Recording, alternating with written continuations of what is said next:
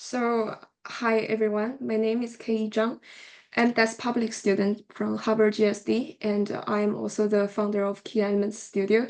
I'm currently taking my gap year work in Vienna, in Europe, and I'm working in Coapemebla, an architecture firm. I'd like to welcome everyone joining our conference and events today. And it is absolutely my honor to host this event and having this conversation with Professor Harman. First of all, I would like to introduce our platform, KeyElements Studio. It is an online nonprofit organization, and we create online exhibition and we hold a conference and talk. It is a virtual space created by artists for artists. Please feel free to follow us on Instagram. And thanks, Harvard, for the technical support. And yeah, so the agenda of this conference is going to be like two parts. The first part is going to be a main body interview happening between Professor Harman and me and Sky, mainly talking about triple O and aesthetic and artificial. And then we will have a small break. And then the second part is going to be free conversation between panelists and so Professor Harman is a distinguished professor of philosophy and liberal arts program coordinator at SCI-Arc. And all is the theory which challenges the dominant anthropocentric worldview, arguing that all objects, whether human or non-human, animate or inanimate, have their own independent reality and existence, which is not fully accessible to human or any other entities. I'm pretty much sure everyone who registered for our events here today are quite familiar with Triple O and Professor Harman. So I'll save that time for our and Sky Liu, who is my friend, BA and MA of philosophy in Boston College, will help me with the main body conversation. And our panelists, including Yichun Wang, who is assistant professor in the Innsbruck, and Kylie Zhuang, practice architect at OMA, Yunan Liu from GSD as well, and Hanjia Wang, who is from GSD, and also my very Graham Zhong, who is also BA and MA from Boston College. And I would like to especially thank our staff member and also co-founder of our platform, Yuxuan Wei, for the graphic design, and Yulin for the publication later. One thing I want to mention before we having our conversation is that very long time ago, actually maybe about 1 year, I fly from East Coast to West Coast because my friend is taking Professor Harman's class. And then I just walking into that classroom.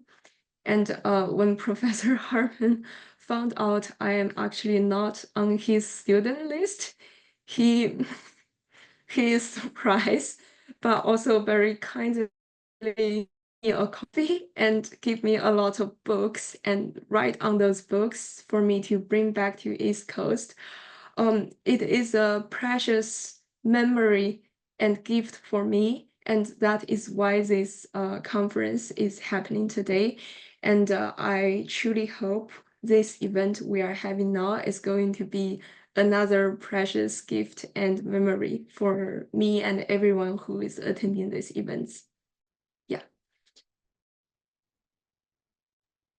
Okay, let's start the question.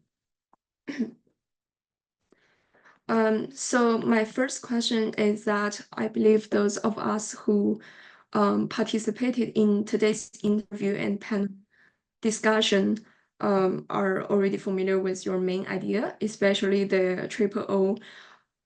It is definitely a new tide shifting term to both the continental and the analytical tradition. But as a philosopher still in his golden age, Are you still working on pushing forward the boundary of triple O theory? If so, what is your current focus and how it is a step forward to triple O? Yes, I'm currently doing the final revisions of a book, Waves and Stones, that's overdue. And that is about the difference between the continuous and the discrete in many different fields. So, for instance, we'll start with architecture, since many of you are GSD students. There was the famous transition in the early 1990s from deconstructivism with its sudden discontinuities and ruptures to a more smooth aesthetics inspired by Gilles Deleuze and his philosophy, and turn against right-angled corners and discrete buildings that were different from their environment in some obvious way, towards more of a blended aesthetics, where everything blends into everything else. And it turns out you find this distinction throughout human intellectual life. It's one of those problems that comes up over and over again. So in physics, you have the wave-particle duality. The fact that quantum theory is made out of discontinuous jumps in nature, and general relativity has to do with continuous changes in space and time because of the gravity coming from mass.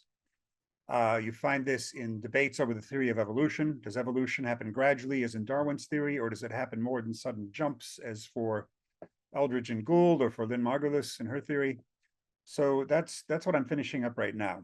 And that should be wrapped up by the end of December, and it'll be published probably in the fall now. I was hopeful it would be in the spring. It's going to be in the fall. So there's that project.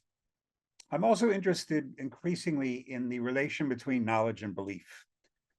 I am currently teaching a course about conspiracy theories at SCI-Arc. That's my elective this semester. And of course, what makes us laugh at a certain theory and call it a mere conspiracy theory? In most cases, we are not able to disprove a conspiracy theory ourselves. We are deferring to experts, epistemic authorities, as the class textbook calls it.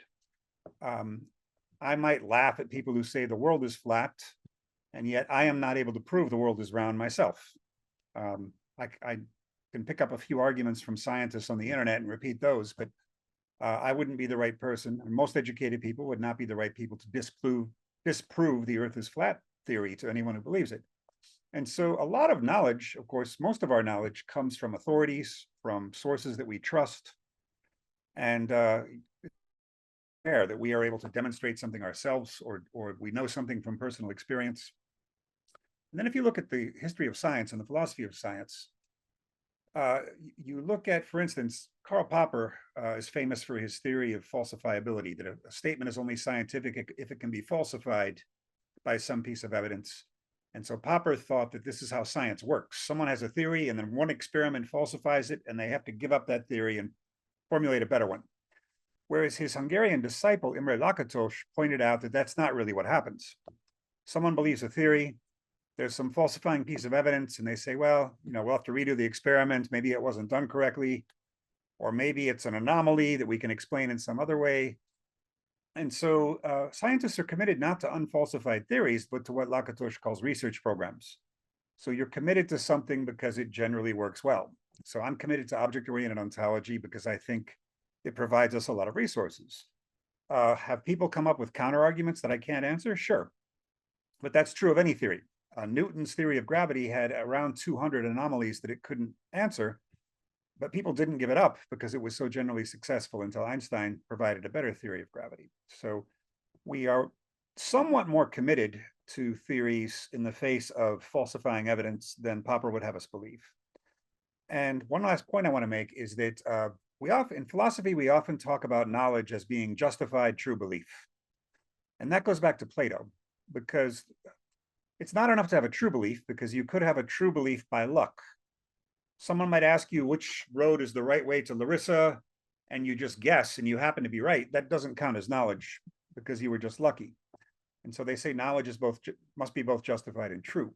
Whereas I increasingly think that justification and truth are opposites, in the sense that justification really just tells us what we're allowed to say in public with some confidence, whereas truth is more about our real belief in what is true.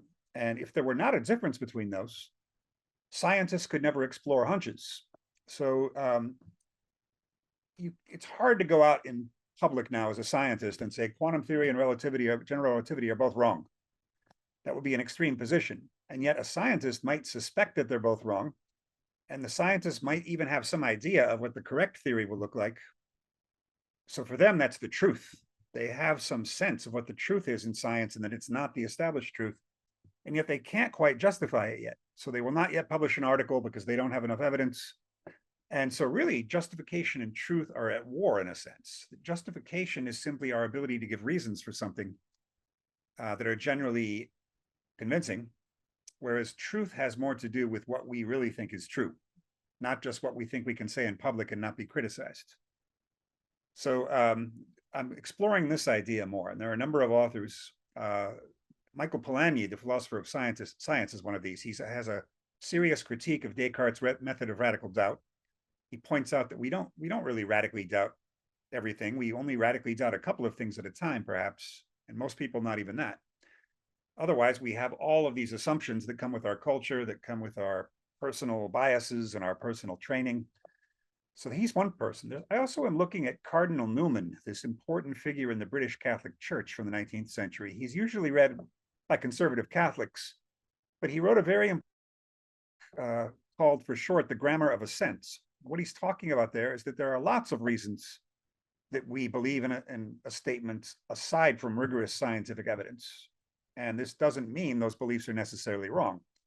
And as a figure in the church, we can see why this was important to him, given that there's not really a way to scientifically prove the truth of the Catholic religion.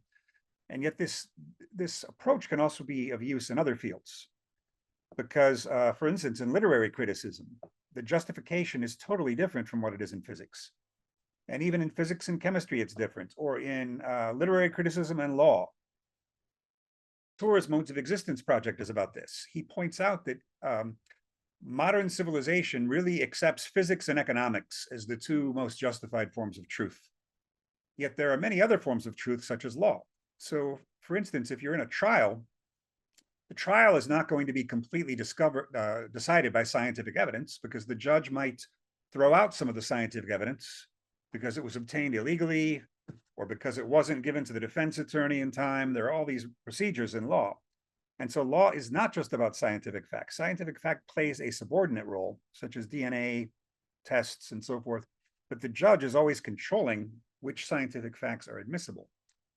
Even within the mode of law, for instance, in the United States, O.J. Simpson, the famous football player, was found not guilty of murdering 2 people in a criminal trial. So he didn't go to prison. And yet shortly thereafter, he was found liable in a civil trial, so that he had to pay millions of dollars to the families of the 2 people he was found not guilty of murdering. And for many Europeans, that was shocking, because that doesn't really exist in continental European law.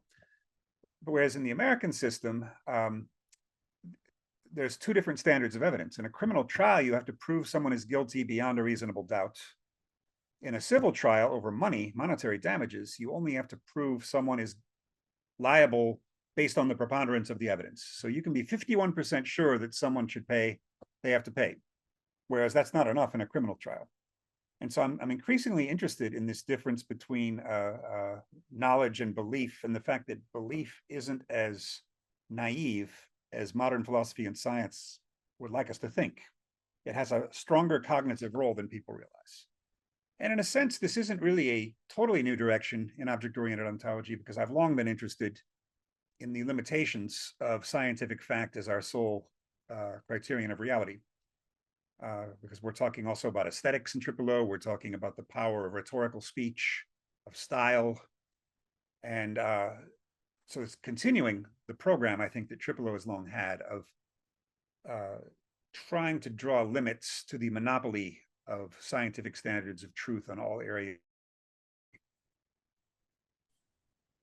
Thank you very much for the answer. It's very comprehensive and it's very down to life, or it's very contemporary, shockingly. So I'm going to offer a harder question about triple O. So according to you, I do believe there's, in one lecture, you said there's a clear distance between realism and materialism.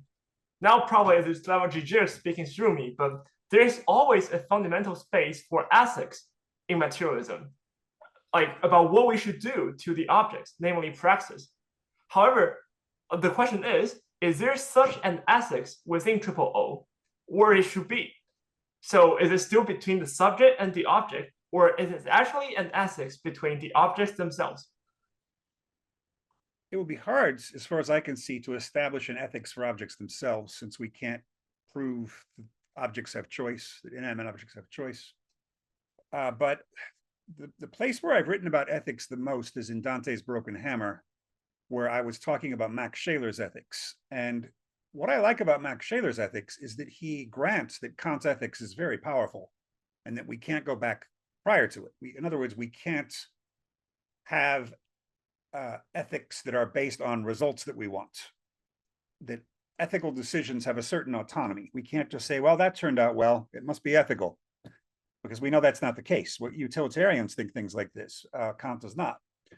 At the same time, Scheler points out there's a certain sterility in the Kantian ethics, in the sense that the rules are too universal. Whereas the way to really assess an ethical character is not just to judge them according to how many times they lied or how many times they cheated. Ethics is also about having a certain sensibility for the things that are out there and for treating them in the correct way and for approaching each situation the proper way. So Scheler would say, for instance, there are personal and national ethical vocations. So it's possible that something might be wrong in Italy, but not wrong in the United States, or vice versa, because the culture demands a certain kind of behavior. There are certain cultures where people generally remain silent on trains, like Germany, and others, if you're in Mexico or in Egypt, these are countries where a greater amount of noise is more typically the norm, and people are just less sensitive about it. If you make noise on a train in Germany, even if you're not in the quiet car, people will turn and give you the death stare. And so I don't think there's anything wrong with adjusting your behavior to the context in that sense. You're in a different culture, and each culture appreciates different things about reality. So that's one aspect of it. Another aspect of it is that somebody could have a terrible flaw and yet in some sense still be an ethical person. So somebody might say that Heidegger has this terrible ethical flaw of having supported Hitler and the Nazis.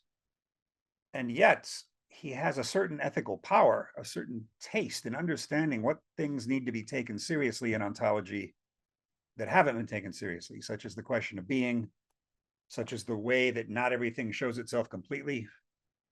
These are kind of ethical awareness on Heidegger's part, even if we have to call him politically a horrible man. He made a terrible decision and seems never to have really contradicted it. The more we learn about Heidegger, the worse it looks. He seems to have been more and more of a Nazi to the core. But I also want to mention Alfonso Lingus, my master's thesis advisor, who's written a very important book on ethics called The Imperative from the late 90s that isn't as widely read as it should be. Lingus is the best writer of English prose I've ever met, fiction or nonfiction. And he makes a very important claim in that book. The first thing is our perception works according to an imperative. So for instance, you look into the room around you and it looks like objects are situated straight up and down, but that's not actually what you're seeing. Everything's kind of at an angle on your eyes. It's just that we correct the angles at which these objects appear according to an imperative, which is that we know that objects go straight up and down from the gravity of the earth. Or that the sun, which is setting here in Los Angeles right now, looks very, very small on my eyeball, as René Descartes pointed out. And yet I correct that according to the knowledge I've gained as an adult that the sun is very large, but very far away. This is why it looks small. And so our use of these imperatives can be wrong, but we are always using imperatives, whether epistemological or ethical or perceptual, to just readjust how we're perceiving the worlds. And then in the case of ethics, what he does is he says, here's the proof that ethics isn't just about humans or even just about animals. If you have a really expensive chocolate, like Grand Cru chocolate from Belgium or something, and it's a very expensive piece of chocolate, there is a right way and a right time to eat that chocolate. And if you're just gobbling down the chocolate and drinking a bottle of Coke with it, there's a certain ethical failing there. He gives the example of going with one of his students to one of the most beautiful temples in Kyoto, Japan. and the snow is falling gently. It's just this perfect, wonderful atmosphere to experience this ancient temple. And the student of his put on a Walkman and was listening to pop music. And my professor said, this is an ethical failure. He failed to put himself in the correct state of mind and to treat the temple with respect. He's just looking at it like an empty tourist experience, and he's listening to Madonna or something on his headphones. So that's another example. Another example is he says, let's say you meet a baby penguin chick. You run across a baby animal of some kind that's helpless. Yes, somebody could just smash that baby animal, but when they do it, they're getting their sadistic pleasure from the fact that they realize that it's wrong, that it's perverse to crush this baby animal.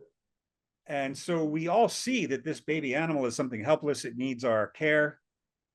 And yet some people just choose sadistically to flout that, but all of us perceive it. All of us perceive that this baby animal should be gently treated, maybe taken for help. And if you are in a forest, like a national park in the United States, and you see a burning cigarette somewhere, you know that it's your duty to stamp out the cigarette to prevent a giant forest fire. And again, some people might not, or some people might even throw the cigarettes just for fun to burn down the forest. But again, they also realize it's wrong. And so the imperative is visible even to people who are not ethical. They simply enjoy violating it. And so we perceive ethical imperatives just like we perceive the color red, according to Lingus. And of course, that will vary for each of us. Some people aren't as ethically developed. They can't see that what they're doing is wrong. So somebody might come into a funeral with wearing a red suit and start belching. This is extremely rude. Maybe this person is just young and immature, and they don't yet realize how offensive this behavior is. But each situation calls for a certain ethics. And there is not one simple categorical imperative, as Kant held.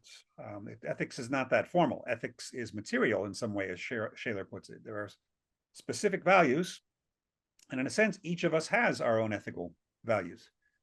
Picasso, his ex-wife who wrote the book about him, Life with Picasso, Françoise Gillot, died last year, I think. She pointed out that Picasso never went to the movies, which might sound strange to us. And it wasn't just that he didn't like movies. It was more that he felt he had this mission, which is to create as much artwork as he could.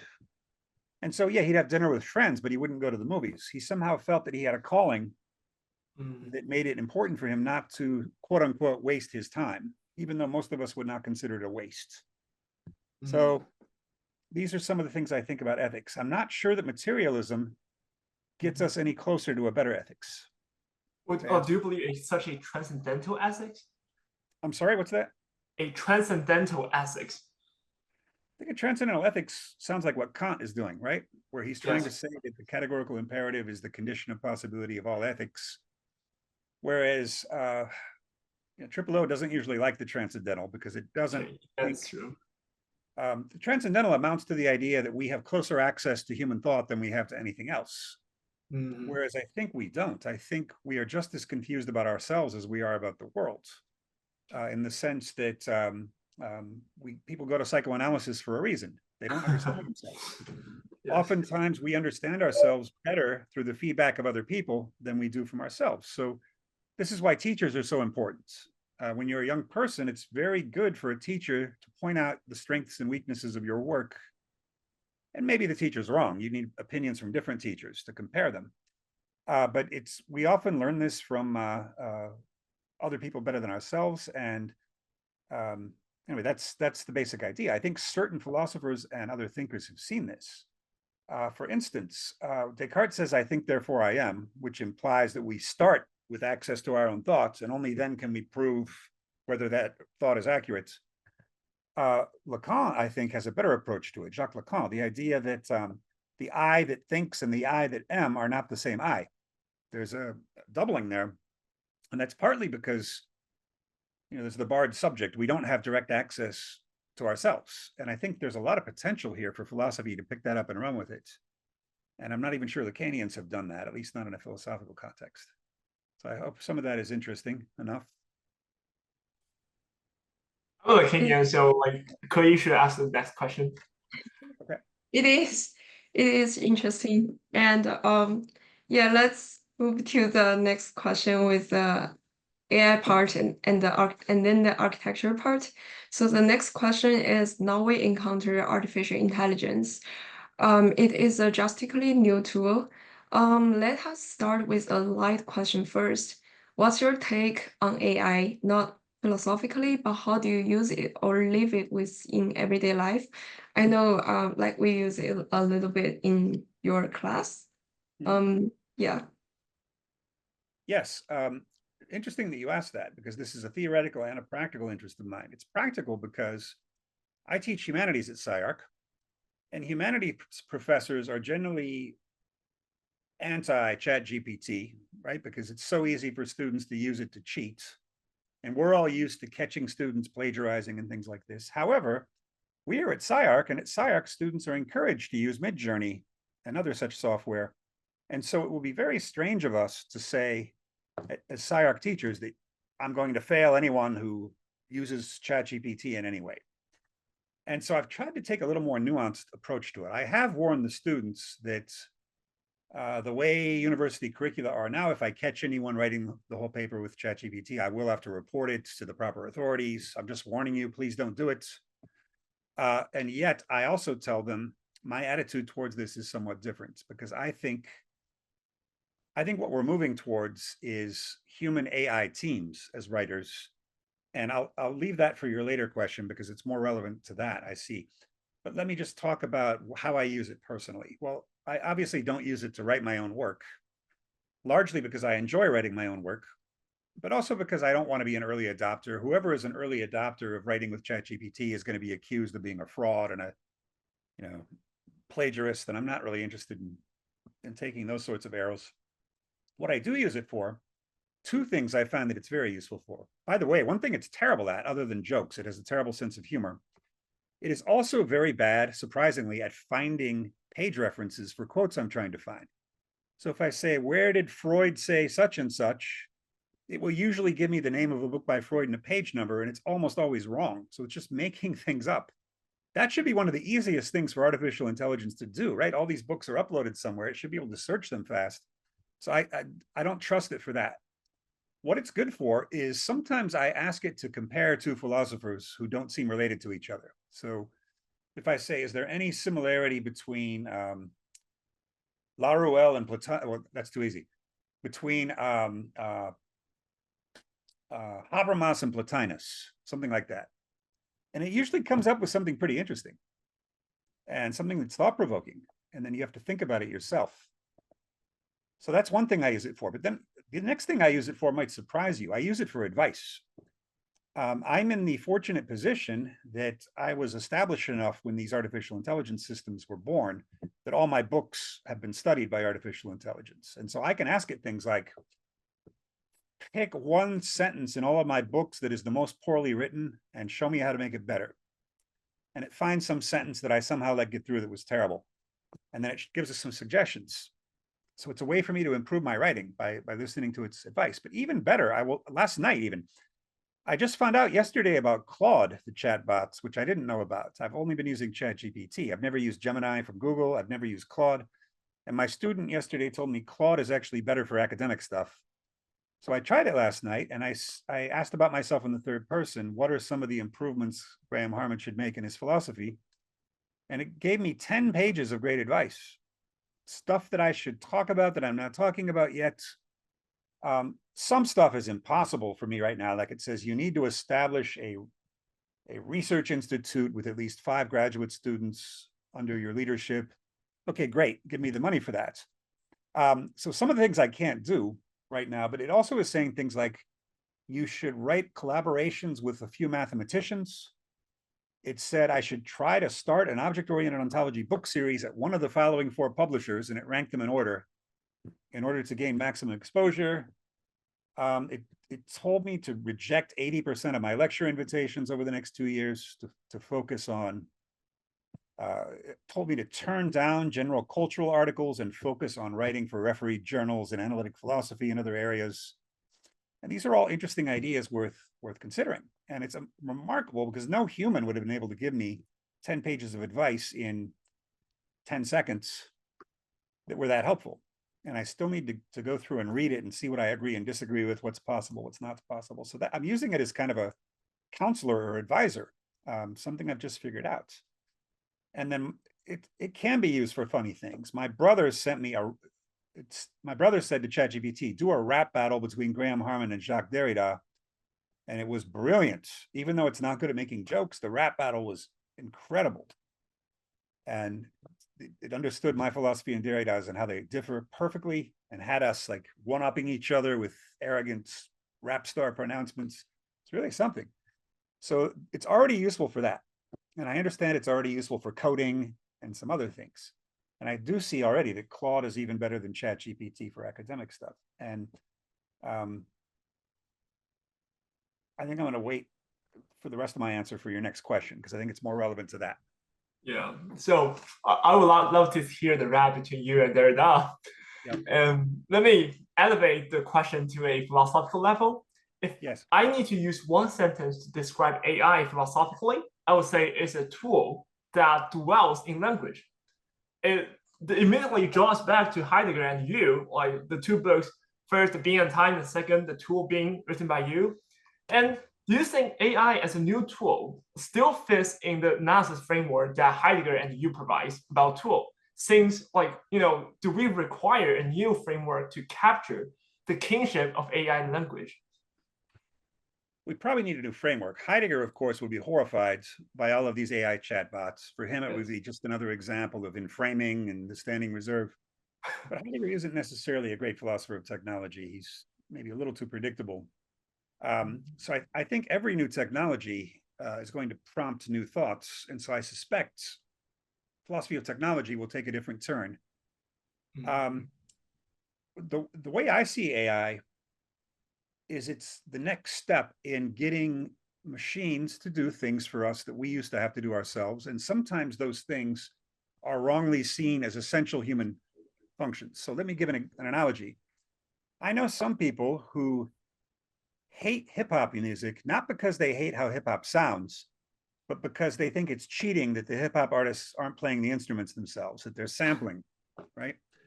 So for these people, actually physically playing the instruments is the important thing.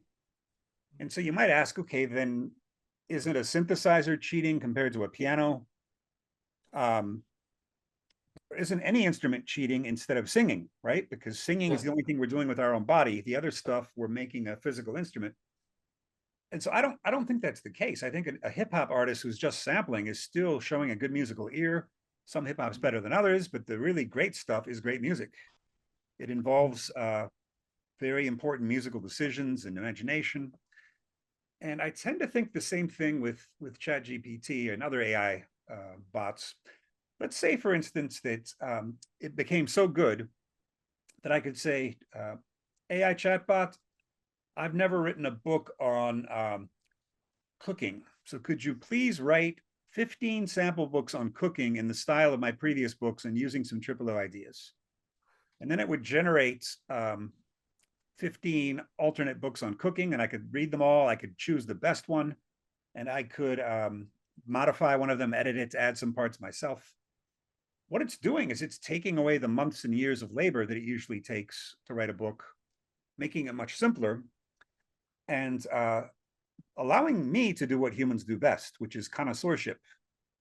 Humans are not so much creators. Humans are connoisseurs. We judge. We use our taste to say what's better than this. Is this better than this? Is this better than this? That's what we do. That's what we do with wine. No one makes fun of wine critics because they didn't make the wine themselves, right? We still have people making wine, but maybe we'll have computers making wine in the future. But and you could invent a computer to taste wine, as Daniel Dennett wants, but ultimately humans are going to care about what humans think. And so AI can use its taste to judge things for us that's boring or tedious, it takes too long. For instance, no one has unified quantum theory and general relativity in over 100 years. Maybe AI can give us what are the 20 best ideas for unifying quantum theory and general relativity, or are they non-unifiable? And it might be able to provide some new leads that no one can just brainstorm themselves. Just like when I started high school mathematics class in 1982, calculators were not allowed. that was considered cheating. And then even by the end of my time in high school, calculators were allowed because it was becoming pointless to say everyone had to do everything by hand. You can do it on a computer. Learning good penmanship was something I had to do at age 8. It's now not a very useful skill because no one reads, unless you're doing calligraphy as your profession, it's not really necessary. Morse code, dots and dashes. That's something that Boy Scouts in America used to be encouraged to learn. They've dropped that because there's no possible use now for Morse code in an everyday situation. And so skills will pass out of fashion. And I think someday the skill of sitting down and crafting sentences yourself will disappear in favor of taking a sentence written by a machine and improving it or judging which of the machine written sentences is better. And I'm not too excited about this because I like crafting my own sentences. I enjoy it, but certainly it'll save a lot of time if our workload shifts to learning to judge which computer sentence is better. So that's where I think we're headed. And it's going to be a very important tool in that sense. So let's Ke ask the next question. Mm-hmm. Oh, yeah, sure. So let's move forward to the architecture part. So in your work with object-oriented ontology, you highlight the independence of objects from human perception. How do you perceive the relationship between aesthetic and emotion in architectural design, particularly with deconstructivism, as seen in like our work in Quapemebla or any other office?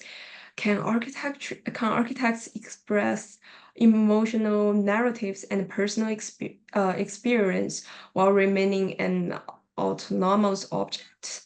Or how might this interplay shape our understanding of architectural formalism? Very interesting.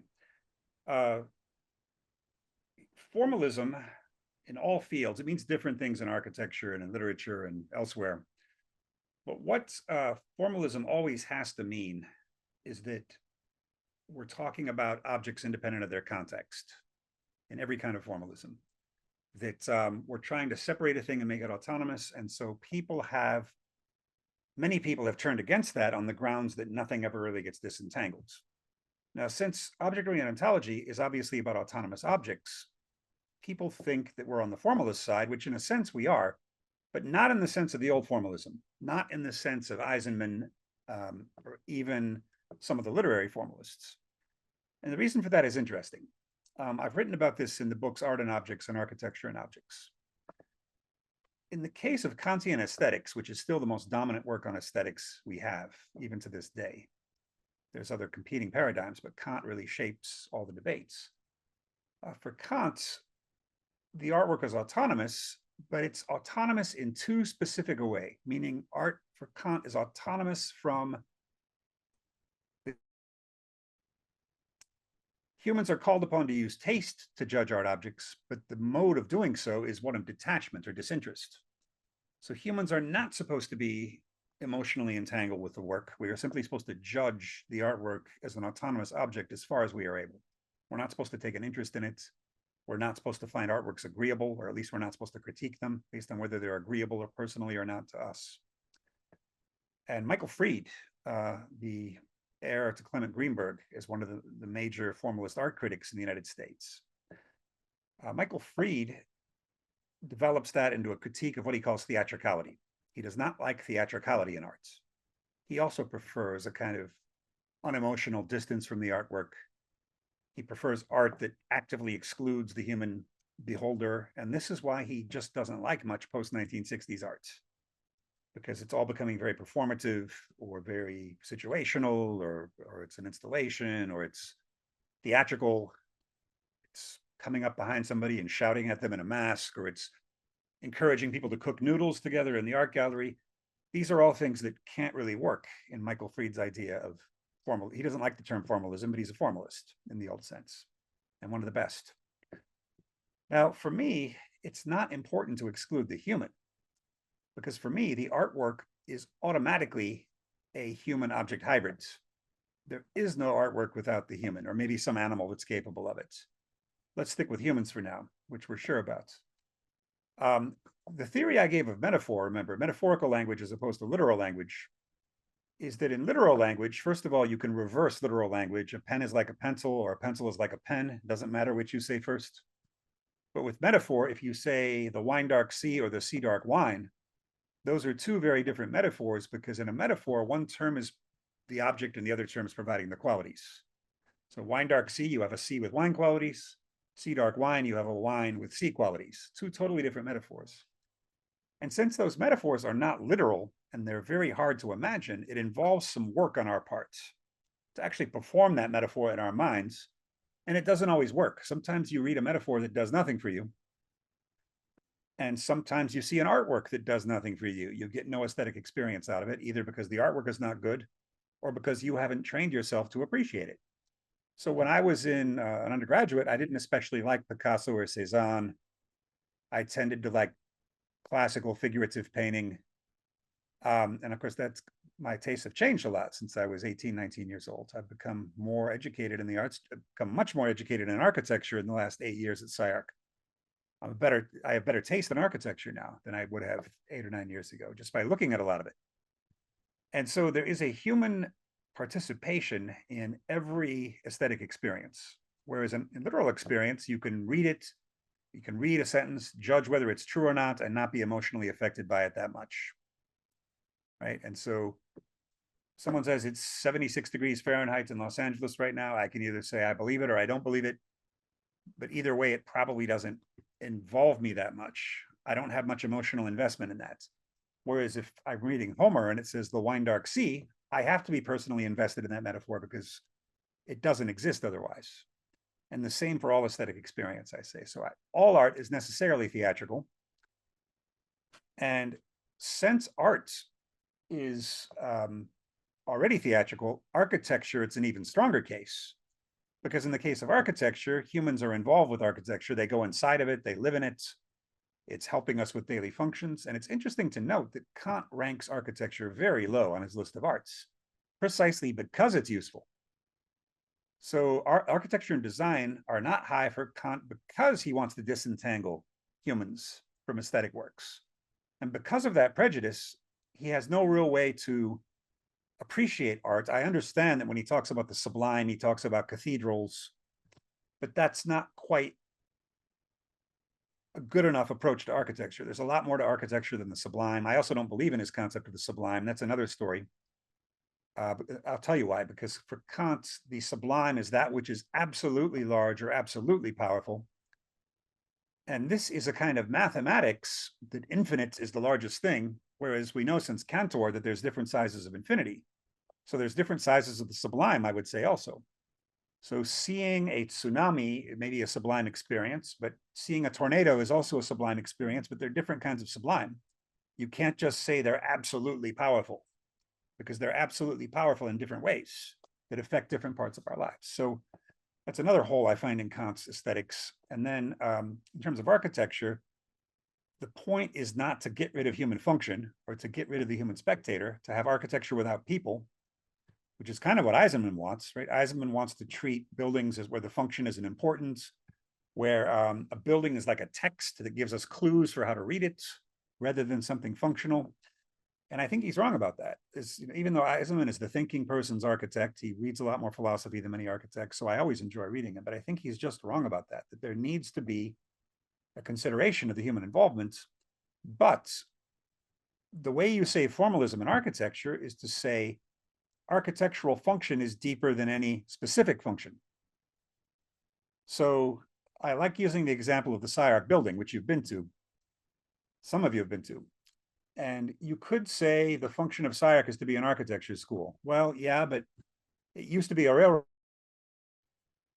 And at some point it was a homeless hangout. Homeless people were sleeping in there. And then one day I met an Uber driver who told me that he used to pay the homeless to leave for one night so he could have a rave in there. And so it's been all these different things. And eventually SCI-Arc will probably sell it and move out, earn a nice profit because the value of the property is going up in the arts district. So what is the function of the deep function of SCI-Arc? And I've often said it's something like extended horizontal movement along a narrow hallway, because that's always been true. It's always been a long and skinny building.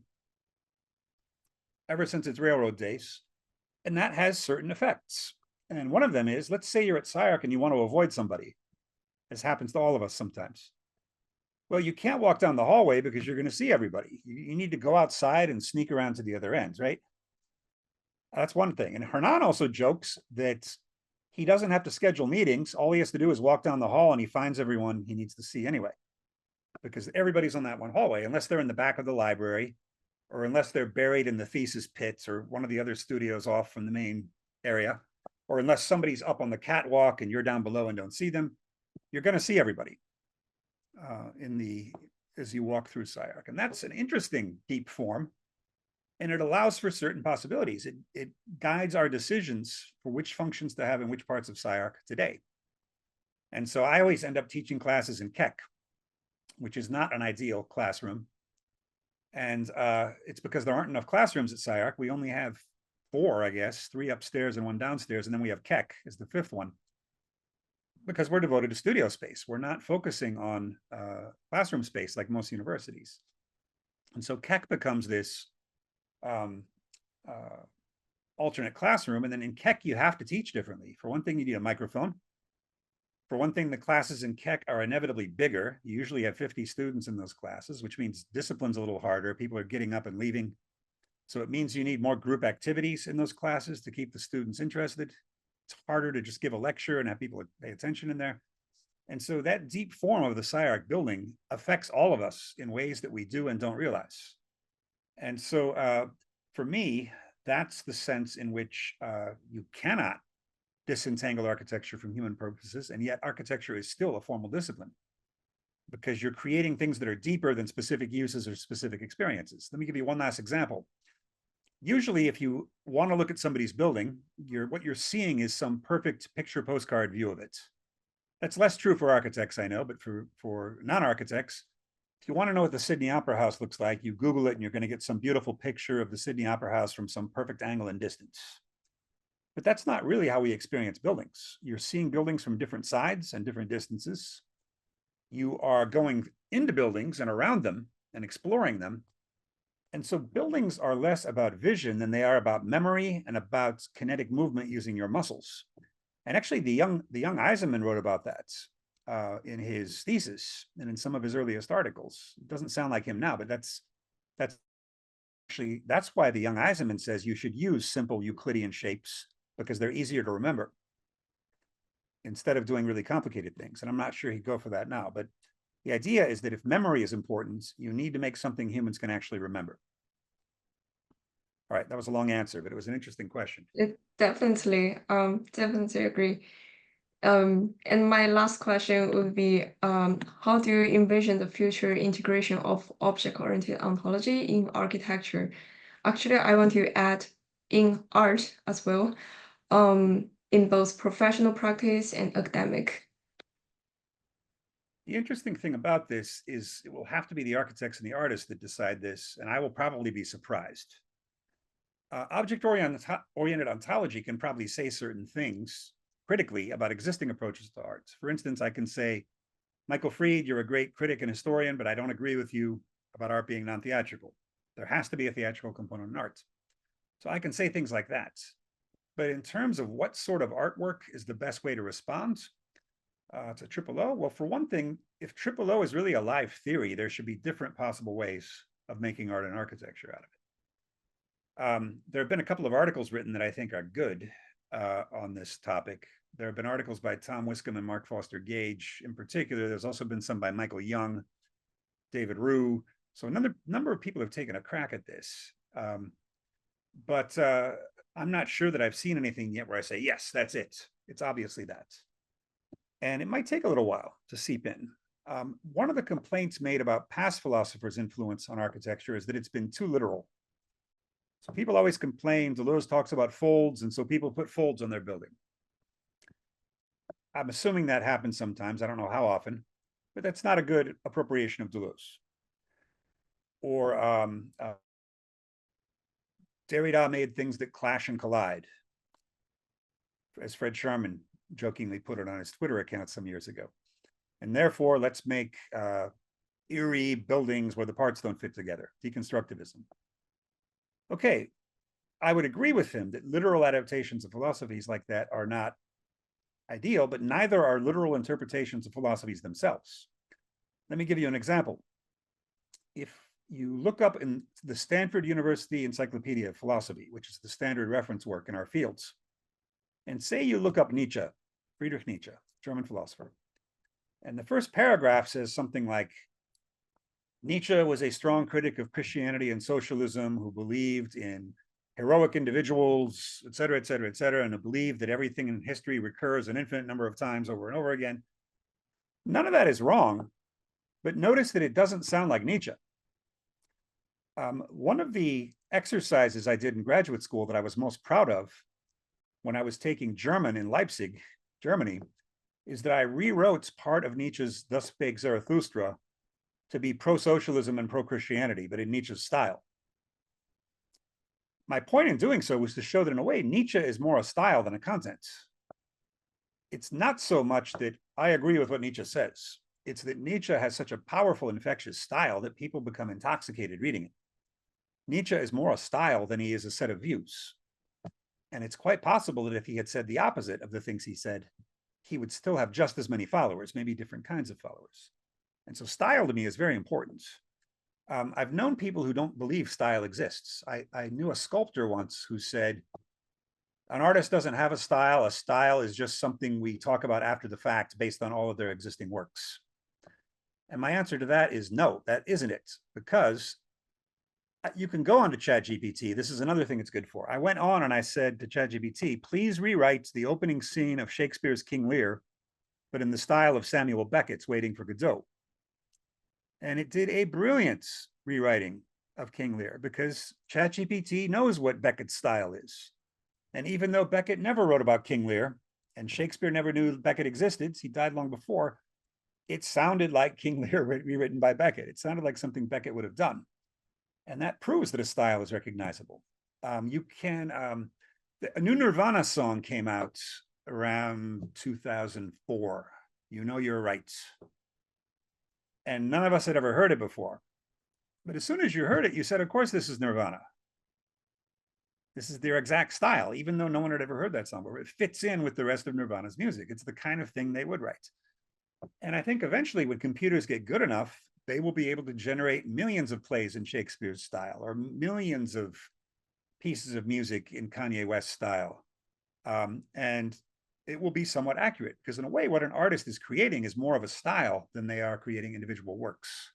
And I think the same for architects. If you have a particular favorite architect, well, in some cases you might like a specific building, but it's more that, oh, I like Louis Kahn's style, or I like Palladio's style. And maybe you have one particular favorite building, but what you really like is their way of solving problems, their typical styles of ornaments. And if I asked you, if one of your studio faculty asked you, redesign SCI-Arc as a Palladio building, you could do it. You would know what that means. And you could probably do a pretty good job of it. Now, maybe that's not the right way to do architecture. Maybe the right way to do architecture is to create new styles, but it's very hard to do that because most of us are so influenced by past styles that we never find ourselves.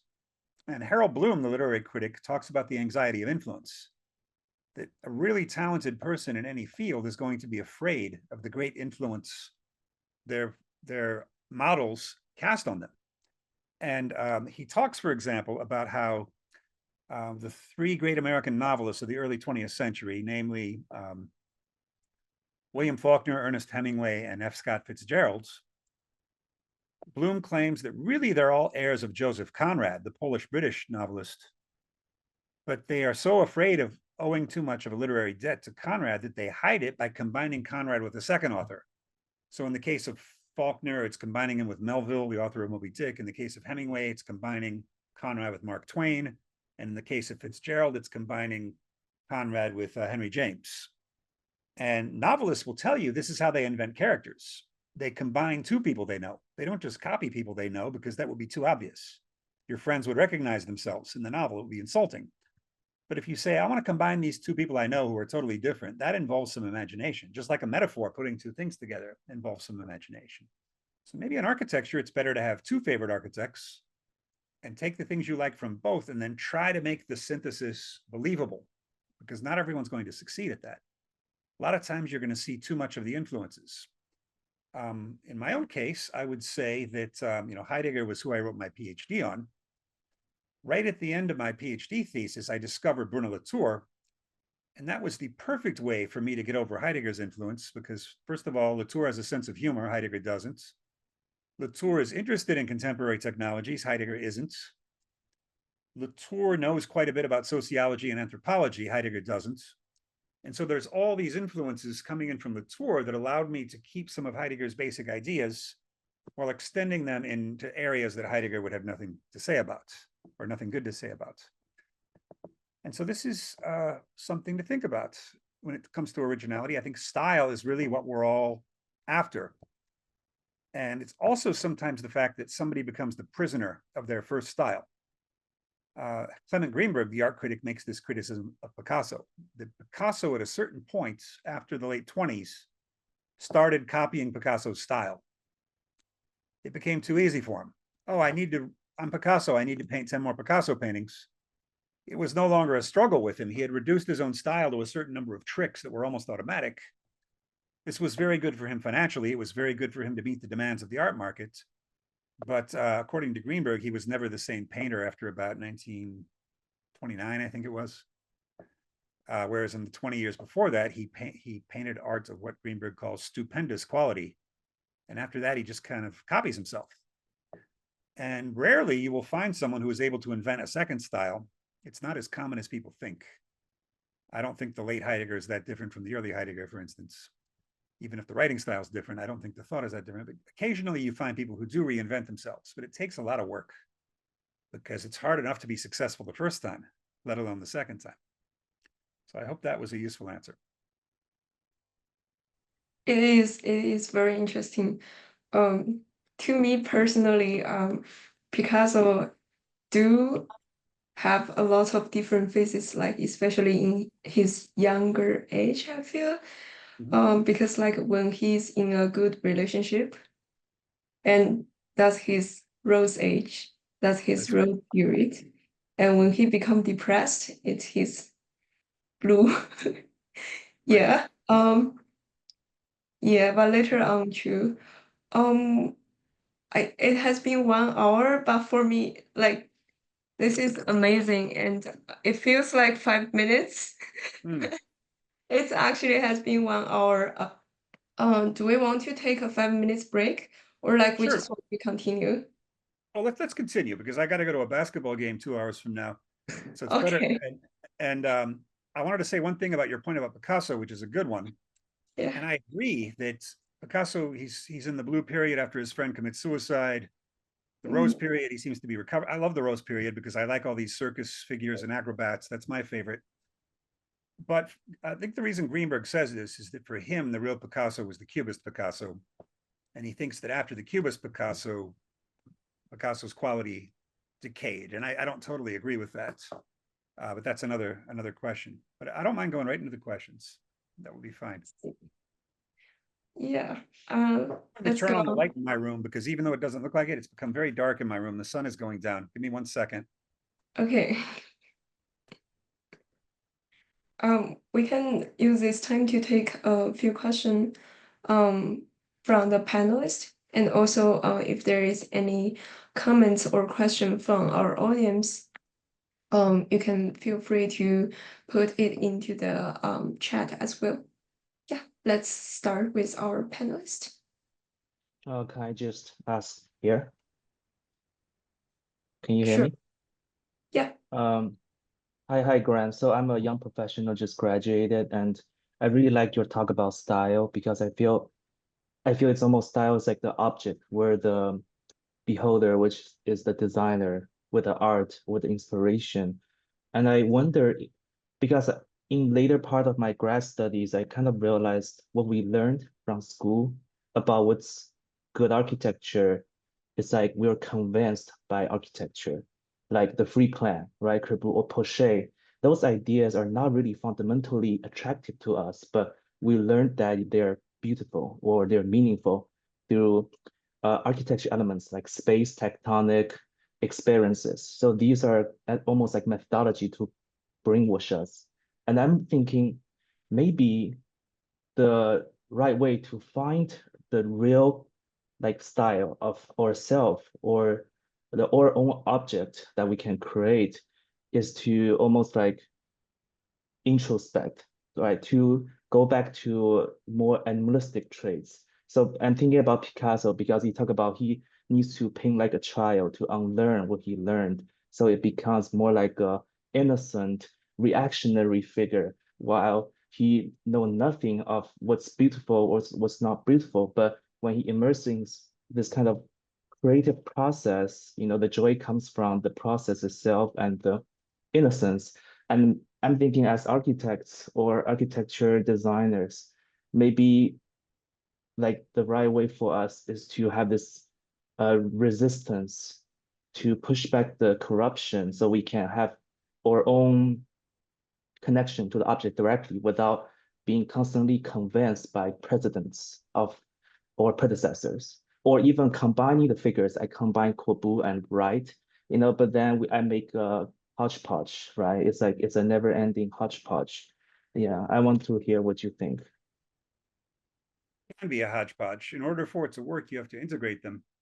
And I'm thinking here also of Lynn Margulis's theory of evolution, where she thinks evolution happens through symbiosis between two separate life forms. And originally, it's a relationship of a parasite on a host. And they don't really become unified until they start acting cooperatively and become a new life form. They have to take on a life of their own. And yeah, you can see efforts to combine two styles that don't always work.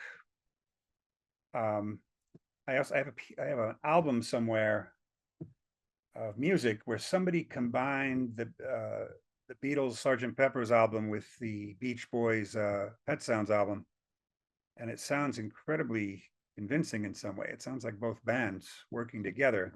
Some songs more than others, but I think that's always going to be a challenging exercise and one that brings out the best in our thoughts. How to combine two things, or how to combine three, but two is already hard enough.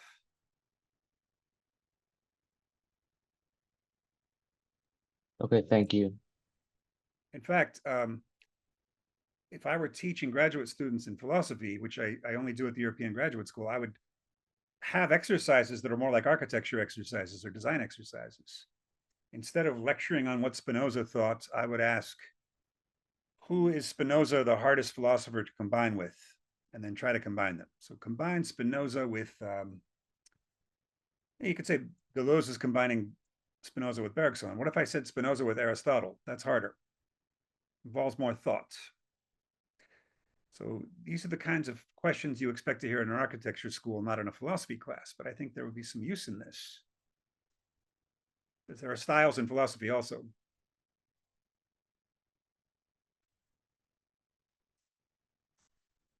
Hey, Graham.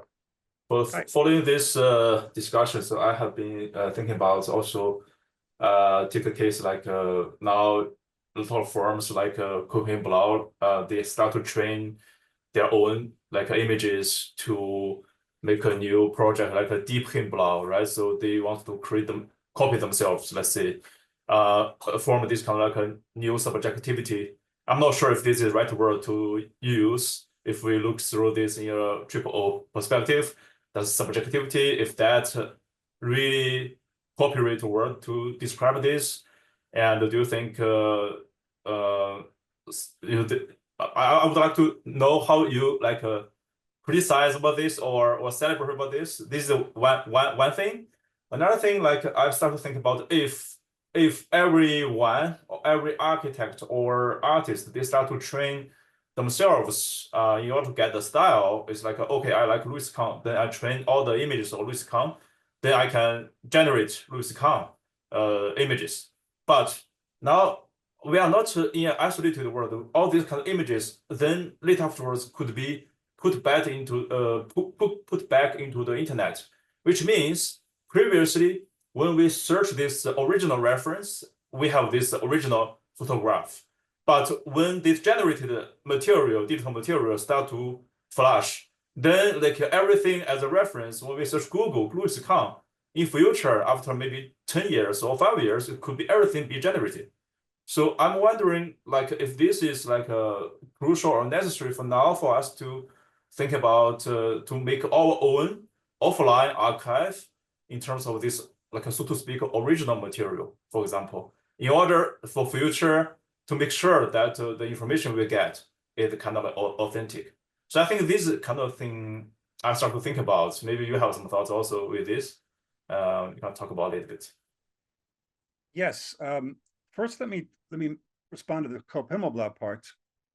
I think one issue I have with all of the architects under the deconstructivist umbrella from that 1988 show, or maybe not with those architects, but just with the idea behind deconstructivism, I don't think disruption is enough. And one symptom of this is that you can't really imagine a deconstructivist urban planning because you have a giant, let's say Shanghai was all deconstructivist. You're going to go around and be shocked and surprised everywhere by all these cracks and gaps. And it doesn't really work at that scale. It works at the scale of an individual piece, but that becomes more like an artwork, more like a sculpture that you come and admire the bravery of that sculpture. Wow, that really is pushing the envelope. I think when you're talking about larger scales, such as urban planning, you need to mix the unfamiliar with the familiar. Marshall McLuhan said that when he tried to publish his book, Understanding Media, the first publisher told him, the problem with your book is that it's 90% new. A successful book should only be 10% new. And I don't just see that as a cynical business principle. I think in general, you need a lot of familiar stuff with a few points of unfamiliarity. And Aristotle made this point in the Poetics. He said, if you have too many metaphors in your sentence, it becomes a riddle rather than a poetry. So he gives that example of, I saw a man glue bronze on a man with fire. And when we read that, we say, what? And what that means is a doctor cured somebody's infection by burning their skin with a hot iron. But there's no way you could tell that from reading it. It was a riddle. And if you want a metaphor, you need most of the sentence to be predicted, and then suddenly you get something unpredictable. So that's what I would say about deconstructivism, that I think deconstructivist tricks can be useful in a building, but I don't think it's a sufficient principle for architecture as a whole. And I'd add on to that I don't think the Deleuzian architecture that followed it works either, because I don't think you can have all smoothness and all blending, because architecture also involves articulation. There's going to be one specific place where you enter. There's going to be a specific place where there are windows. Even on the inside, there are going to be specific places where the sunlight is stronger than others. And so this idea of a total continuity along the gradients is not a good one. You need to account for the discontinuous in reality as well. So I have problems with both of those recent dominant theories. And then as far as what you asked about retrieving materials and the origin of the materials, and I'm not sure I understood the question, but what I understood the question to be was about things like the difference between originals and copies, that sort of thing. Right, and Rosalind Krauss writes about that in her writings on art. And again, I think I'm less interested in where the things came from than in what you do with them next. So I mentioned in the case of hip hop that I don't care that somebody didn't play the instrument themselves. They actually sampled it from some other record and then did something interesting with it. So I don't mind if somebody copies something as long as they add some twist to it. And this is why I'm not as bothered as some people are. Some authors are bothered by ChatGPT using all of our books as a training material, and then we didn't get any money. All right, but how much money are we going to get from it anyway, even if they did pay? And ChatGPT is doing something to the material. There was a recent Supreme Court case in the United States involving an Andy Warhol piece, where Andy Warhol used somebody's photograph without permission, silk screened it, something like that. And the court actually ruled against Andy Warhol's estate. They said that Andy Warhol had to pay this photographer. Whereas a few of the justices were saying, this is outrageous. This is what Andy Warhol does, right? He takes somebody else's work and then transforms it. And I think I might be on the Andy Warhol side of this dispute. I mean, okay, yes, the photographer needs to earn his living, and so it will be nice if they give some money. But we're allowed to transform things already for comedy in the United States. Comedy is a protected form of plagiarism. So you can take a photo of Donald Trump and paint an ugly mustache on it, and you don't have to pay Donald Trump any money because comedy is protected currently under the First Amendment in the US. We'll see if that changes now after the election. But so yeah, I guess the origin of materials is of less concern to me than the destination of the materials. I don't know if that fully addressed your point, but that's what came to my mind. Yeah, I think this totally makes sense. Thank you. Yeah. Right. Yeah. And also before maybe there's some question from Hanja and Leo, I would like to pick up a question from our audience. And also I would like to use this chance to welcome a new audience just joined, Mr. Matt Goldsberry, who was my supervisor in my last internship, who is also our alumni from SCI-Arc. So question from Karen. As an architectural professor with dual experience in both philosophy and artificial intelligence, where do you believe the role of AI exists in the development of aesthetically attractive architecture, and will AI be able to incorporate into architectural designs the nuance and personal experience of buildings that we as humans possess? Well, first of all, I think architects are adapting it much better than philosophers because architects are used to adapting to new tools. It's part of what you do. So I'm not surprised that I'm not seeing very many constructive approaches to AI among philosophers right now. I'm mostly seeing warnings that AI is the devil. It's just a cheating tool. And yeah, there's something to that. Student papers have become much better since November 2022. 2 years ago when ChatGPT was introduced, suddenly my student papers are all great. And for the first semester or so, everybody's getting the highest grade because there's no way to detect. And so, yeah, that's a problem, but that's not my biggest concern. My biggest concern is productive use of it going forward. And I've outlined some of those ways. And there was also a question about the ethics of AI that I didn't really address. And I think the ethics of AI, those questions are going to change over time. New issues are going to arise over time. So right now, the issues are things like, should the AI companies pay producers of material? We have to stop students from plagiarizing other people's work. It also is bad for the students. It hurts their education. These are the ethical questions we're concerned with now. But ethical questions that are going to come about very fast are, do I have the right to monopolize my style? What if some of my readers start producing unauthorized books in my style by asking ChatGPT to write books in my style? Will I be able to copyright Harman's object-oriented ontology style and no one else is allowed to write in my voice? That's going to be an interesting question because currently I don't think that's protected under law, but it probably should be. Currently, they're only protecting existing works. I think if a novelist copies another novelist's style, other novelists might make fun of the novelist who's copying, but I don't think there's any legal protection. As far as I know, you just say, oh, that person's just the second-rate imitator of such and such. But what if somebody uses ChatGPT to copy my style, but to write better books than I'm writing?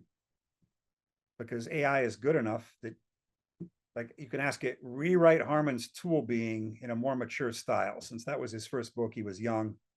He probably did some wrong things. Write a better version of Tool Being. And then maybe somebody could do that.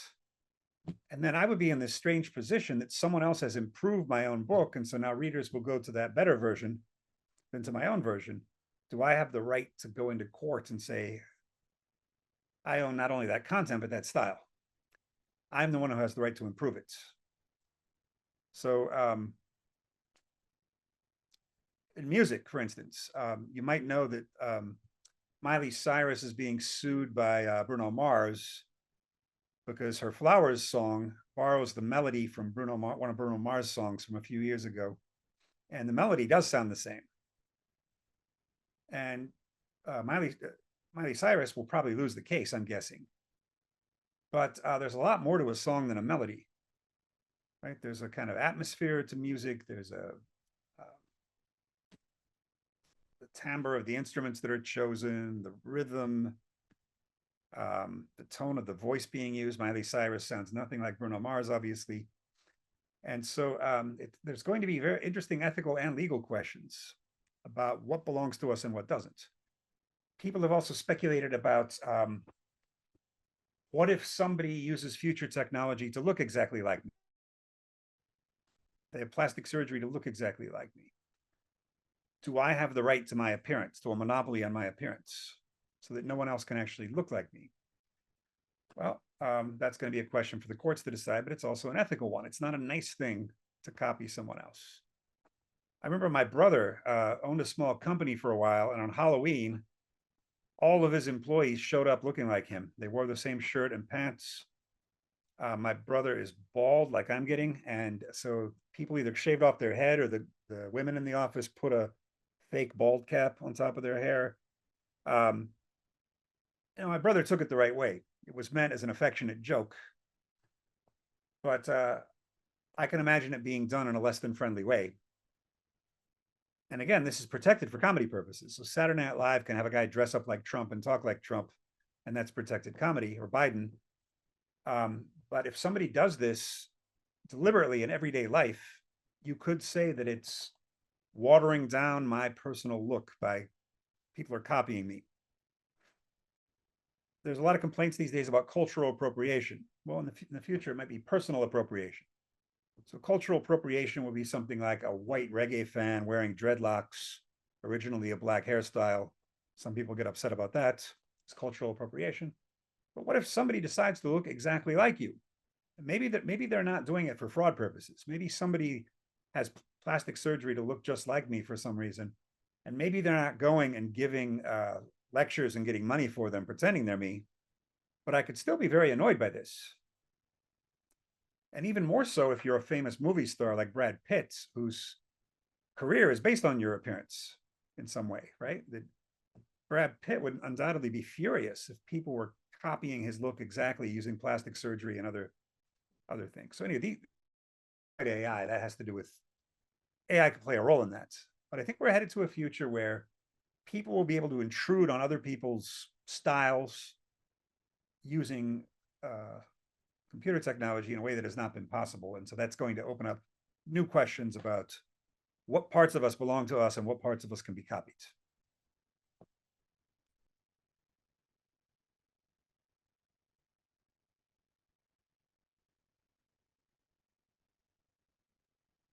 Hanja, do you want to ask the question, and then we pick up the question from the audience, and then we call it the end?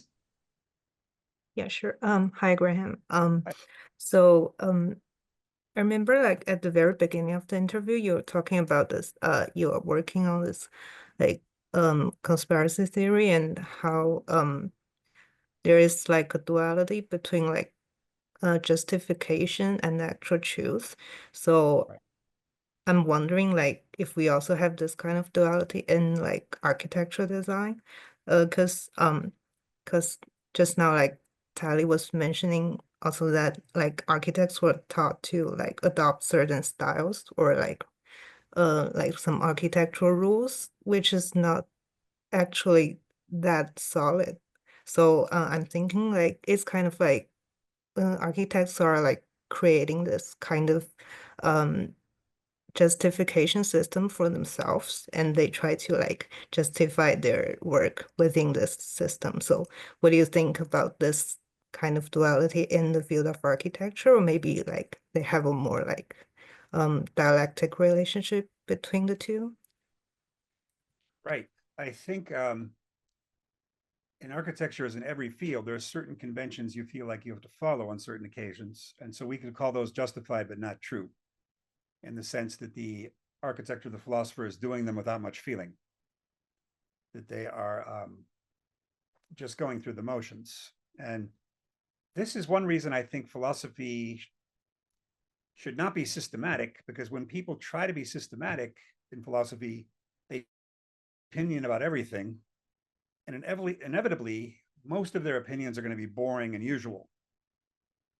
I'm of the mind that you write about something when you have something new and interesting to say about it, unless you're just teaching.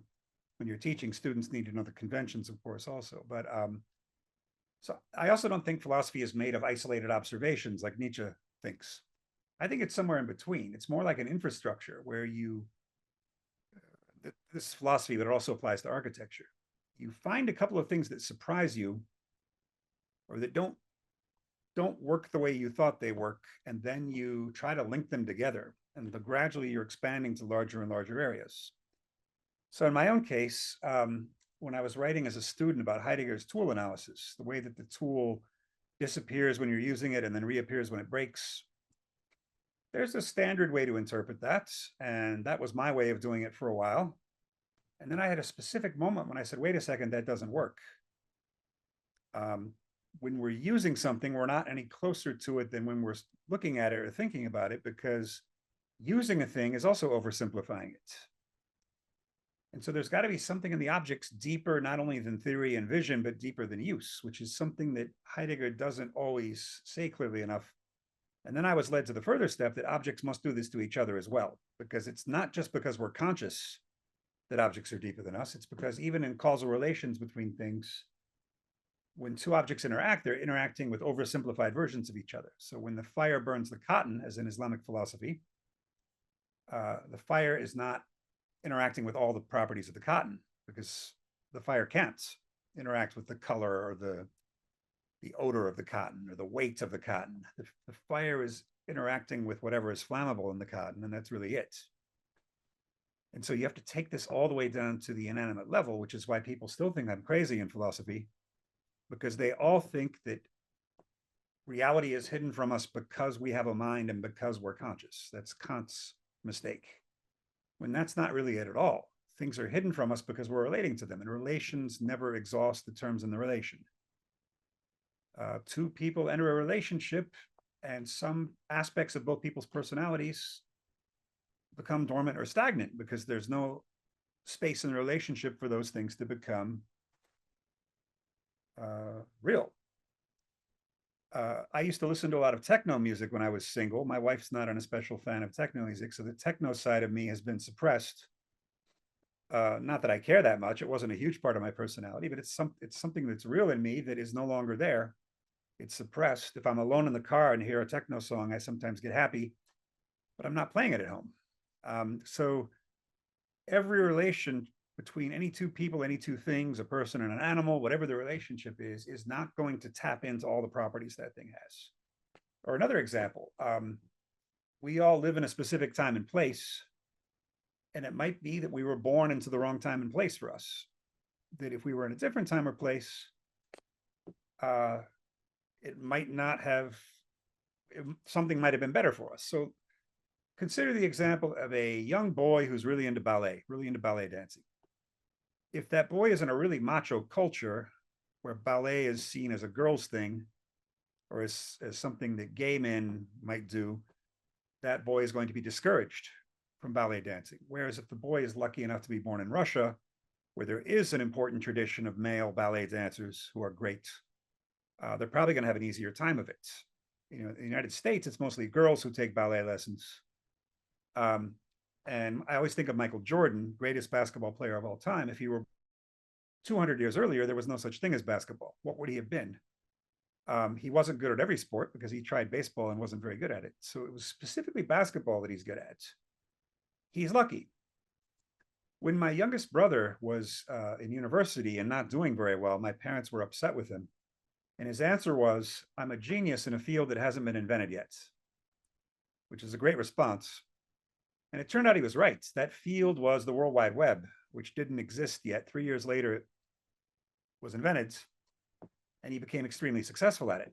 And maybe if there had been no World Wide Web and later iPhones, which he's also very good at now in his career, maybe he would just be drifting through life and have a hard time finding himself. So we're not always in the right time or place for ourselves, just like certain innovations appear in the wrong time. You know, we talk a lot about how Ptolemy's Earth-centered astronomy was replaced by Copernicus and the sun at the center. what people sometimes forget is that a sun-centered astronomy was introduced in ancient times by Aristarchus of Samos, a Greek island close to the coast of Turkey today. And it was a very good theory with the sun at the center, but there was no need for it because Earth-centered astronomy was still working very well. So that theory was ahead of its time. It was introduced, but there was no reason yet to for people to accept it. And another example is that when Newton and Leibniz were arguing about whether time and space are empty containers that things are inside, or whether time and space are just the relations between objects, Leibniz, of course, said time and space are just the relations between objects, but Newton won the debate because there was no empirical evidence that made Leibniz's theory necessary. He was saying it for philosophical reasons. But then, of course, after Einstein, Leibniz's theory looks better than Newton's, because for Einstein also, gravity bends space and time. So space and time are the relation between objects. So it's often the case that something comes in way earlier than it should have. Or Mendel's researches on the genetics of peas. His articles were only cited 3 times from the time they were written until 1900s. Now he's considered one of the major modern scientists. And genetics and evolutionary theory would be nothing without Mendel right now, because Darwin had no idea how features are passed on in a hereditary way. We need Mendel for that. So in a way, what we should be doing, I think, is looking for things that were ahead of their time and trying to find ways to make them more of a fit with their time. So often a good idea will have forerunners, somebody who just introduced it too early, and you just got to change it a little bit, and then all of a sudden it works. So that maybe the second person to think of an idea is more successful than the first person usually. The first person has the idea but doesn't know what to do with it. Hope that was helpful. Let's take the last question from Leo. Hello, Graham. Hi. I have a question that might be completely relevant from the previous discussion.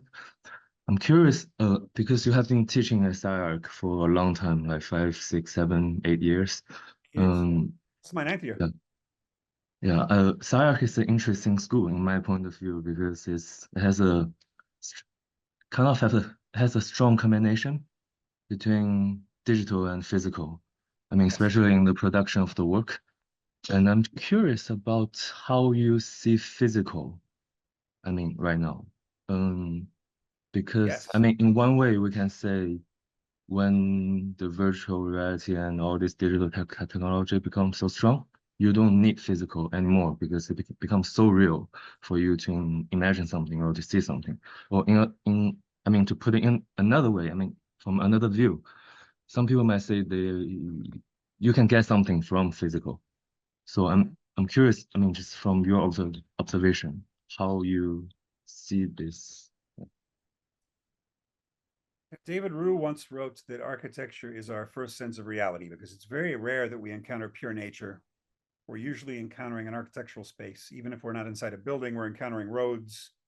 Even if we're driving in the countryside, we're encountering the highway and street signs and names of rivers and things like that. My take on that is that architecture has to do with the atmospheres we inhabit. We're always inside of something. And so I think it could be the case that in the future, we are inhabiting cyberspace more than we're inhabiting physical space. And so I would not want to exclude, we have this program at SCI-Arc, Fiction and Entertainment, which is all about movies and video games and architecture of those things, world making in a way that's not physical. Now, obviously, there's something present in the physical built environment that's not present in those others. I'm not sure there's been a complete theory of that yet. I'm not even sure I have any good ideas about that yet, but it's a worthwhile question. What do we sacrifice when we move from the physical to the non-physical in architecture? And of course, this already came up a bit when drawing was replaced by computer software. A lot of my colleagues at SCI-Arc, the ones who are exactly my age or a little older or younger, were the ones who were in Bernard Shumi's first paperless studio at Columbia in whenever that was, 93, I don't know, whenever it was, somewhere around there, 91. And at the time, that was being attacked by the old guard as this isn't real architecture, you're not doing it with your hand, which sounds kind of like what Heidegger says about typewriters and things. For Heidegger, typewriters are already a bad form of writing because you're using two hands instead of one. So he's a typical conservative when it comes to something like that. And these days we're seeing the same reaction to artificial intelligence, right? Or some of the old guard, even at SCI-Arc, didn't like the fiction and entertainment program because they really want to focus on the physical built environment. Well, the fiction and entertainment's a very popular, successful program, so it's here to stay. Students seem very interested in it. I would agree that one thing that I think we lose when we lose the physical environment, one of them is a certain unpredictability, because not only do materials have properties we didn't plan for, but material buildings exist in a space next to stuff that they have no functional connection with sometimes. Cities happen to grow up with independent things that just happen to be juxtaposed, whereas I guess you would say that in a virtually designed architecture, everything's planned. And so the video game designer or the film designer is going to be putting stuff next to stuff for a reason, and there aren't going to be as many surprises. Whereas chance encounters are more likely to come in physical environments. The evolution of neighborhoods over time is a result of their material properties. And we had a conversation about that at SCI-Arc a week or so ago. Ferhat Kolatsan was here, the Turkish architect who teaches at UPenn. And we were talking with him about the way that cities grow organically over time. And that reminded me of something that happened when I was teaching at the American University in Cairo that I've never forgotten. There was a brief period of about two to 3 years where we were panicking there because the German university in Cairo was about to open, and it was going to be cheaper than us. It was going to have more popular majors than us. And the Germans have a good reputation. I guess Americans also have a good reputation for universities, but Germans have a certain reputation for rigorous education. And so we were all panicking that, oh, this is going to put us out of business. And then one of my wise older colleagues said, no, that's not how universities work. Universities grow over time, and that's what makes them excellent. And he turned out to be right. The German university in Cairo never turned out to be a serious threat to us. And I was trying to think about what he meant and why it worked that way. And I think what I came up with is when something grows over time, what's happening is relations forming between parts that you didn't expect. So let's say you start a band, right? A rock band, and you have 5 people in it, and you choose the 5 people. Different relationships between the people in the band are going to spring up that you weren't expecting. And some of them might be bad. 2 people might not get along and one of them quits. But it might turn out that you chose the perfect bass player to go with the perfect drummer, and they have a natural connection, and it allows you to play a different kind of music. Or in the case of the German university in Cairo, they planned all these departments, but they hired the wrong way because they were hiring people to fill certain niche jobs rather than organically having local hiring committees pick people who fit with them and therefore had synergy with each other, who got along well. And I think the same thing with cities, that a city can be planned, but then certain neighborhoods take on roles that no one expected that are interesting, or neighborhoods develop in ways that no one was expecting. Sometimes this can happen with central planning or encouragement, but sometimes it happens just by chance, that things happen that were never anticipated. And that I think is true not just of cities, it's also true of objects more generally, that as an object ages, it's picking up more connections between its parts that are giving it a certain richness. And I think that's something you might lose when you are talking about video game and film architecture, where everything is planned, everything is created directly by a human hands, as opposed to places where materials do things that the architect wasn't expecting. That can also be bad, of course, right? You could have a building collapse in an earthquake in a way that a video game building won't, at least not with the same consequences. But I think there's a lot of what the physical environment gives us is unexpected connection between things that are accidentally put next to each other. And maybe that's what Rem Koolhaas's Delirious New York is ultimately about. fact that stuff just grew wildly and it created this very interesting set of phenomena in New York that you didn't find anywhere else in the world. Whereas by contrast, planned places often feel sterile by comparison. New York's more interesting than Washington, D.C., I would say. London is more interesting than Dubai in many ways, physically at least, and so on.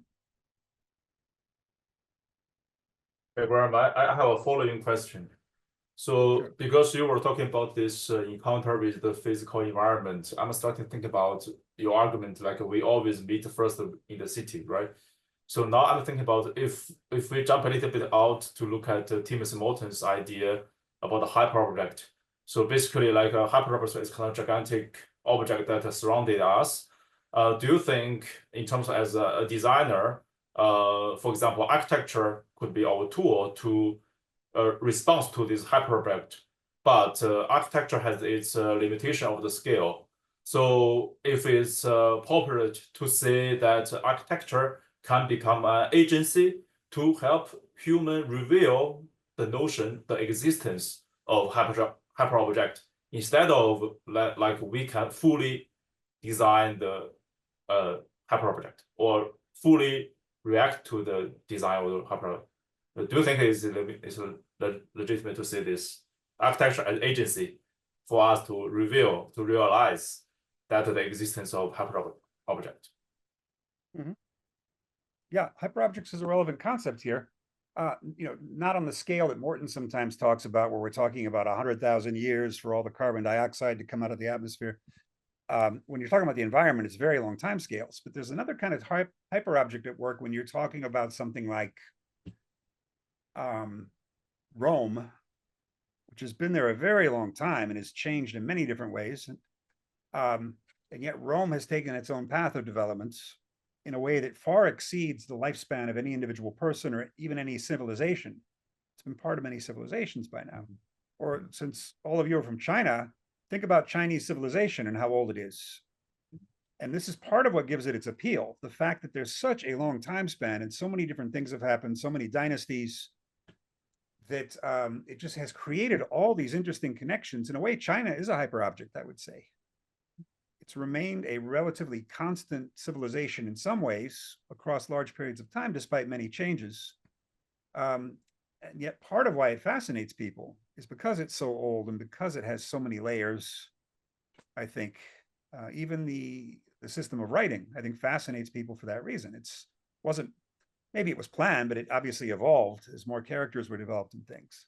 So yeah, I think hyperobject's very relevant here. And I think often about Rossi's architecture of the city, where he's talking about the weakness of functionalism when you're analyzing a city, precisely because buildings, monuments in particular, outlive any particular function.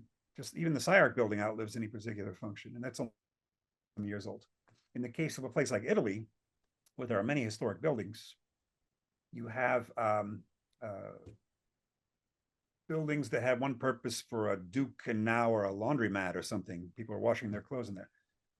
And cities are built around the monuments rather than cities building monuments to serve certain functions.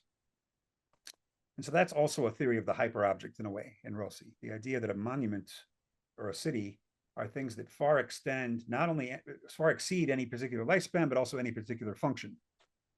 So the hyperobject can be used to critique functionalism too, I think, because we never know all the things an object can do, no matter what we designed it to do. I feel like so you give a very interesting layer about the time scope in terms of the city and country to define the hyperobject. But I still want to mention a little bit more about the scale. So because you mentioned Rome and China, it's a totally different scale thing, right? So how we really is there kind of like a clear boundary in terms of scale to define hyper as what is hyper, what is like a pre-hyper, for example, what is mega, right? So is mega smaller than hyper? Because sometimes we talk about like a commercial center, it's a mega building or a mega structure somehow. So how do you understand this difference between these two words? Right. I think Shanghai is a good example because my impression when I was there is that it was almost at hyperobject level. Because I've been to big cities. I've never been to a city like that, where it feels like you're driving through the city center for 45 minutes. It's so huge. And I still have no good sense of how all of Shanghai fits together. It's so beyond Los Angeles or London or any other big city, or Cairo, any other big city I'm familiar with, that it almost became a hyperobject for me. But yeah, maybe it's straddling the line between mega and hyper. That would be an interesting question, is how do you tell when that line has been crossed? Yeah. We have things like domesticated dogs, right? You could call that almost a hyperobject because it's been around for a long time. Or here's the one I encountered recently. The comet that came by recently, I can't remember the name of it, but it's the comet that comes every 80,000 years. And we went out in the desert to see it. Now that's a hyperobject because we'll all be long gone the next time it comes in 80,000 years. And I even looked up what were humans doing 80,000 years ago. And what I found is that that's when we started burying our dead. That's how long ago it was. Something as basic as that. 80,000 years, a very long period. But what about mega? Well, maybe something like the United States Constitution, which has been there 237 years, which is a long time. Nothing like some of the Chinese stuff, but in terms of the same document governing a society, that's pretty mega, I would say. How old would it have to be a hyperobject? I don't know, thousands of years. So in maybe the Confucian classics in China are an example almost of a hyperobject, because they are so much bigger than any particular period of Chinese history, and they've always been there in the background, sometimes more popular than others. And I'm assuming people still read them a lot, maybe not as much as during the civil service exams. But yeah, there's got to come a point when something just goes from being very large to being actually a hyperobject, which is, Morton's criterion is what? That it's massively distributed in time and or space in a way that far exceeds the human scale. And he's dealing with geological scale stuff like chemicals coming out of the atmosphere. So that's a lot longer than any human scale thing. Yeah, you asked, I don't have a good answer to your question. It sounds like an interesting research program. Yeah. What are the different stages which an object enters a totally different status? Vernon Latour made the interesting point that each of us has habits, and some of our habits are 100,000 years old, or 300,000 years old, like cooking our food. That's a very old habit. It's discovered a long time ago. And then we've got things like brushing my teeth using a specific kind of toothpaste that my dentist recommended. That's about 2 weeks old. Or going to a specific coffee shop I just discovered might be a couple of days old. So we can have all these different habits. And then Michel Serres gives the example of cars, that a car is pretty new, but a car is using fire in the engine, and fires have been controlled for hundreds of thousands of years. Wheels are from the Stone Age. Glass from the windows is ancient Egypt. And some of the computers in your car, I drive a Tesla, so there's a lot of software that's a couple of weeks old. I just downloaded it to update the software. So also mixes all these different periods of human history, as do our customs, and as do cities. And this is the really interesting thing about cities, and about old cities in particular. And it's one reason Americans are so fascinated by old cities in other countries, because we don't really have any. I mean, our old cities are things like British colonialism, like Boston, and we have St. Augustine, Florida, which was from Spanish feudalism, but that's only, 400 years old, maybe. And so we love going to Italy and China and the Middle East and places that have really, really old cities.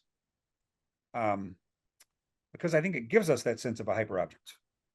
And America, in this sense, is more like the video game city or the movie city that's been planned and hasn't had much time to evolve naturally, kind of like the German university in Cairo as well. That was kind of a tangent, but I hope it was somewhat relevant to your question. Yeah. Okay. Thank you for the question. And Professor Harman, thank you so much for taking this time to have this conversation with us. My pleasure. The time is doubled than I expected so much. Thank you for your patience and kind to join us for this conversation and have this interview. We will like translate the video into text, and we will organize it and edit it and publish it.